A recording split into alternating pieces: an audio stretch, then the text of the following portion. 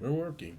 Well, hello, everybody. It's been a while, and I finally completed the Cobi Huey Iroquois. And it was some work. I will explain. Just give you a sight of everything. For those of you that are building these based on my videos and stuff, this one is available. You can buy this one online. You can find it if you're close to a place that has a store. A look-see of the inside. This thing, brick guide that it has here is important because I ran out of bricks. That's why this had taken so long. But without any further ado, there it is. It is an awesome model, worth the time and the effort to get the parts to build it. Let me open it up here and show you.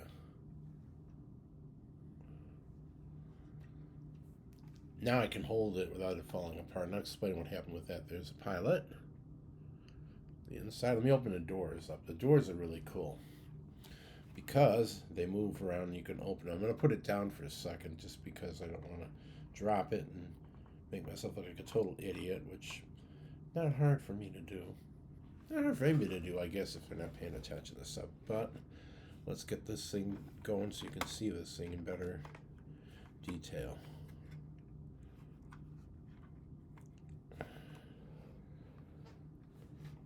Okay, doors are open. There's a gun in there. I will bring that out later. But they do open and they do close. You're also getting with this kit, you get him off the window here and not drop him. You're getting a soldier, an M16 rifle, and the nameplate. Hold on. One day I'll get these perfect for everybody to see. Dang it. There we go. Okay. Now that I've done all that, a little bit about this aircraft. In the 1950s, they were trying to update the helicopters from what they were. They usually had like Lycoming kind of engines on them. This is the first gas turbine helicopter in the U.S. military's arsenal. I did some little bit of research, and right there on the top is a gas turbine Lycoming engine. Let me give you some details about this helicopter. Maximum speed is 148 miles an hour at sea level. I know there are some that are more. It's powered by a Lycoming T53 L11 turboshaft engine, 1,100 horsepower. Initial climb rate is 1,400 feet per minute, range of 381 miles, and a service ceiling of 11,500 feet. It was brought into service in Vietnam in 1963. Being at Vietnam was a jungle war. Being at the United States Army was following what the Brits did in Malaysia when they fought a communist insurgency there. The British did use helicopters to help bring troops in and out. So you had Bell coming up with this neat, lightweight, what do they call this? I forget what. We'll call it Huey. I didn't do that much as far as looking up, so a Huey. And it different from the other helicopters. And so the government, the military liked it. The Navy used it, the Air Force used it, and the Army used it. I don't know if the Marines did. Yeah, the Marines did, the Huey Cobra. But it was the first turbofan helicopter in service. It's still in production. It can carry 15 passengers, including the crew. So if you have a crew of one, it'll carry 14, I believe it is, extra. So you can carry a squad. A military squad could fly in one of these. Some of these were gunships where they had actually guns on the nose, and I have a larger 112 scale over here. It's called a Hoghead, the M60 machine gun. And let me go and see if I can get this gun to come out so you can see it better. This does have a gun in it, and what it is, it's a mini gun, but you gotta like play with it to get it to come up. And it comes up and out. There we go. Yes, but too far out. That's the issue with this. Right here, let me see if I can grab it from this side. So give you a better view of this mechanism and stuff, but it's not working. Which is unfortunate, but hey. I was able to complete this thing. Go on this side so you can see it better. It's not cooperating nice, so I guess you're not going to be able to see it. But it does have a gun, a machine gun, minigun that's on the inside that can be pushed out the door, and I don't want to knock the door over, so I'm not going to do it.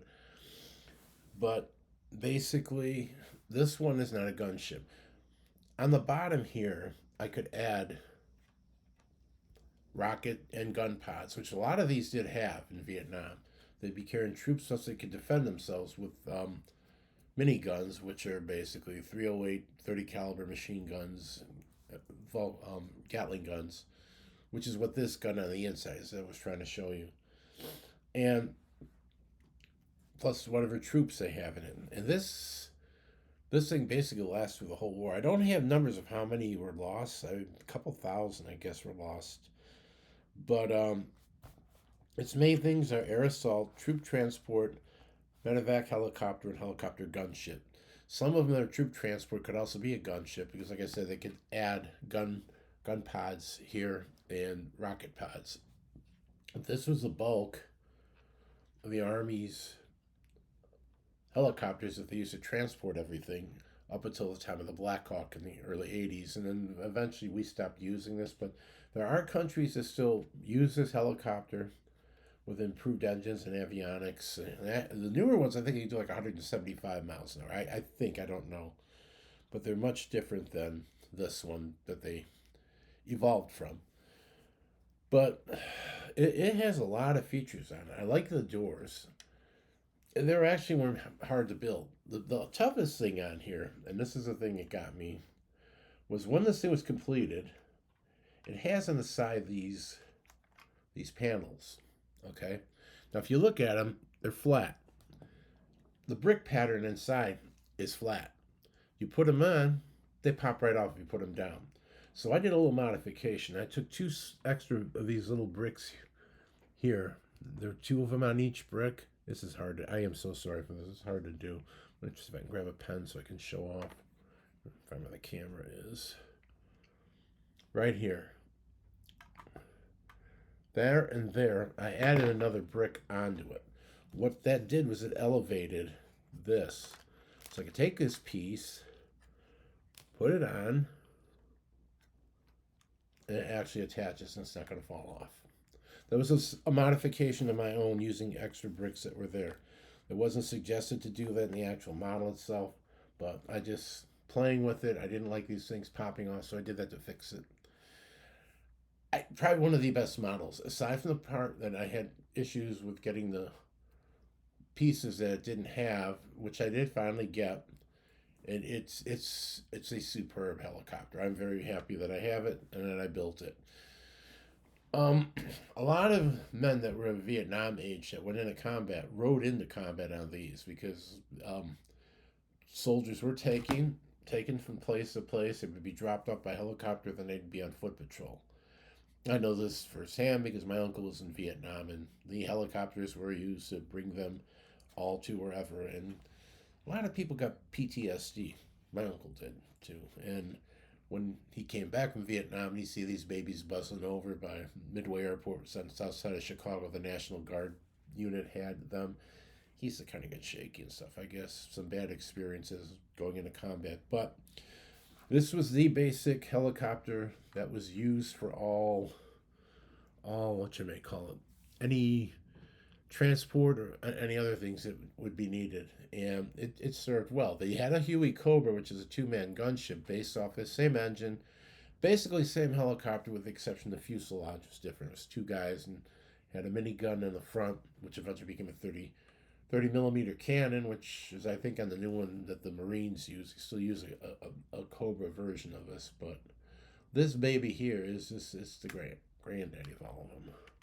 So this one holds special things, and I'm glad I have this because I did not have one in this scale usable. I'm very pleased with it. It came out very well, and it's a pretty neat kit.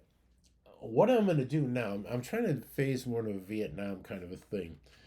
I'm waiting for a Cobi model, a Mutt, to come. Mutt's a mobile utility truck, basically Ford's version of an updated Jeep that was used until the Humvee replaced it.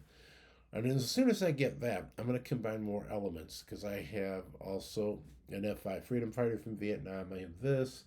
I have that M41 tank. So I can kind of put like a diorama kind of a thing together. I'm trying to find another camera thing so I can have all these vehicles in there for you to see and kind of give you a little picture of what would have been like to be in kind of combat in Vietnam and the kind of equipment you were using. And basically, you were fighting, I don't know, like peasants with automatic weapons and stuff, and they trained them how to fight, but they took a lot of risks, and a lot of them didn't have to die in battles with our troops. But I guess it was worth it to get us out of there and stuff and wear us down in a battle of attrition. That's something that the Soviets did in World War II. Attrition is you form a defensive posture and you just keep beating on your opponent. They can't form an offensive against you, but what they can do is just sit there and take the beating you give them, and out of that beating, they usually become pretty weakened, and then you can go after them in small little ways to defeat them, and that's what a battle of attrition does. The only thing with Vietnam, with the ability to get in there quick, we caused a lot of casualties, and a lot of people died in the war because we were able to go quick, respond in, do our stuff, and get out.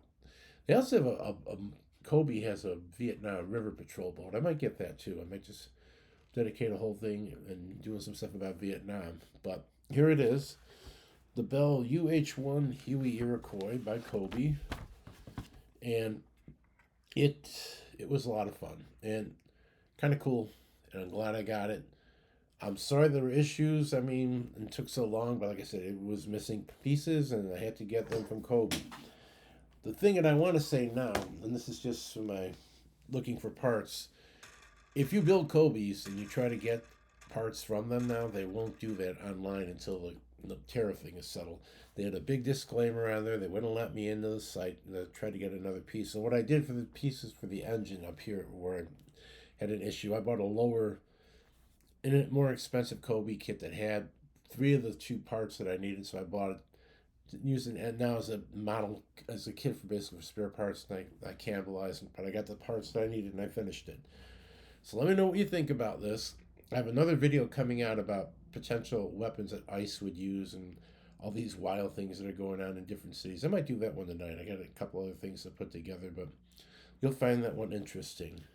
So this is my Huey. They have a fancier edition that has the gun pods and rocket pods on the side, but this is a basic one. This is just under 180 something for this. You might get them cheaper, but yeah, it's worth getting, and just pray that all the parts are there when you build it. It's not always that happens, but it does, and Cobi does take care of it, but like right now with what's going on, it'll just take you a longer time. And I'm waiting for the F-104 Starfighter in Vietnam camo.